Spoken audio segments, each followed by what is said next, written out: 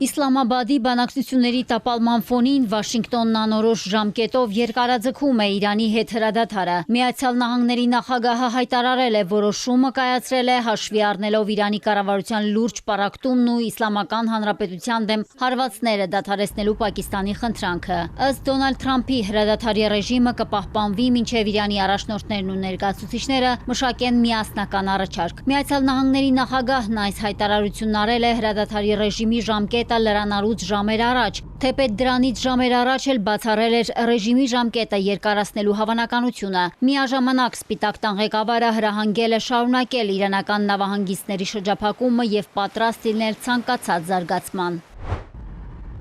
Թեհրանի վստահությունը Վաշինգտոնի հանդեպ զրոյական է։ Իրանի խորհրդարանում Թրամփի գործողությունները համարում են հնարք ժամանակ շահելու եւ անսպասելի հարվածելու համար։ Միաժամանակ Իրանի արտգործնախարարը հայտարարել է, որ իրանական նավահանգիստների արգելափակումը պատերազմական գործողություն է ու հրադադարի ռեժիմի ոտնահարում։ Ըստ Աբբաս Արաղչիի, իրանական առևտրային նավի գրոհն ու անձնակազմի պատանդարումը կոպիտ խախտում են։ Թեհրանը գիտի ինչպես վերացնել սահմանափակումները, պաշտպանել իր շահերն ու դիմակայել բուլինգին։ Վաշինգտոնի պահանջները նվազել են հասնելով 1-ի։ Իրանցի ռազմական փորձագետը պնդում է, նահանգները չի կարողանում դիմանալ պատերազմի ճնշմանը։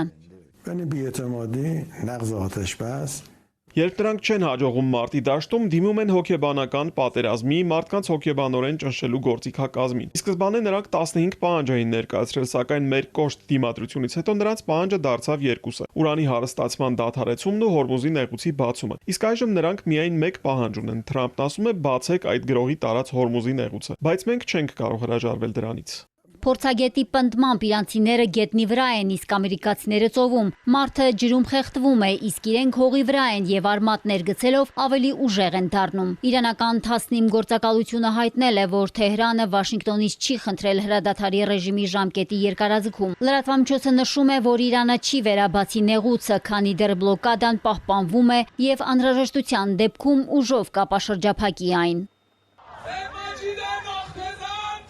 Միանգամայն այլ իրականություն է հենց Իսլամական Հանրապետությունում։ Թեհրանում ռազմական շքերթի ժամանակ ցուցադրվել են Խորամշահր եւ Քադր հրթիռները։ Հեղափոխության հրապարակով անցնող ծանր զինտեխնիկան մեծ խանդավառությամբ են դիմավորել բազմաթիվ քաղաքացիներ։ Թշնամու ցանկացած ագրեսիային պատրաստ են հակահարված տալ ոչ միայն միլիոնավոր իրանցիներ, այլև Իսլամական հեղափոխության պահապանների կորպուսը։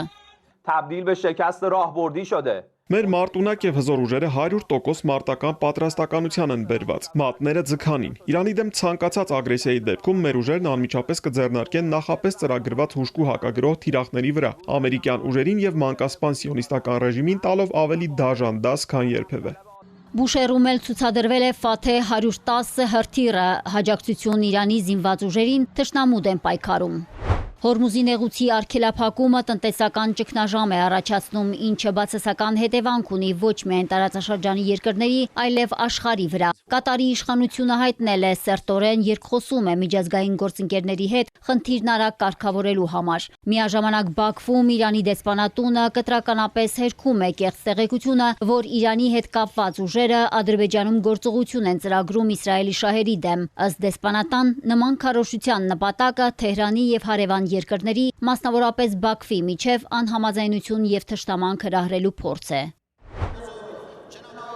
Իրանի խորհրդարանի խոսնակը դիմել է ամերիկացիներին։ Մոհամմադ Բաղեր Ղալիբաֆը հեգնել է Թրամփի նախընտրական կարգախոսը, հարցնելով. «Ձեր ղեկավարները պատերազմ են հրահրում, որպեսզի Միացյալ Նահանգներում ինչն էլ ավելի հզոր դարձնեն»։ Ծաղրող ցուցակում ավելացնելով 4 պատասխան՝ գնաճ, անվճարունակություն, օլիգարխներ եւ էպստինոկրատիա։